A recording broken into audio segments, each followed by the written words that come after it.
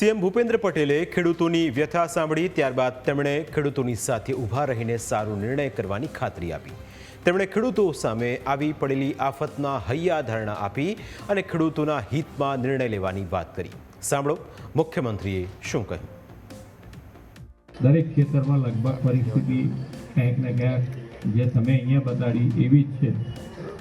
એટલે જે સરકાર અને સરકાર તરફથી જે કરવાનું હશે અમે તમારી સાથે રહીને કરીશું। આપણે કોઈકના સારામાં ના ઊભા રહે કંઈ નહીં, પણ એના દુઃખની ઘડીમાં તો બધા એક થઈને ઊભા જ રહેવું જોઈએ।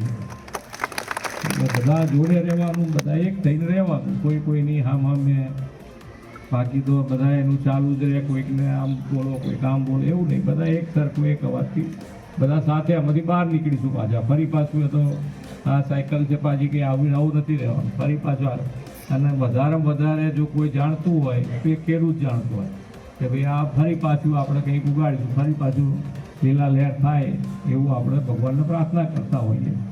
તો આવું સારું થશે બધાનું આપણું। અને સરકાર તરીકે ફરીથી હું કહું છું કે સરકાર તમારી સાથે તમારી જે પરિસ્થિતિ સર્જાઈ છે એમાં તમારી સાથે ઊભા રહી અને સારો નિર્ણય કરશે।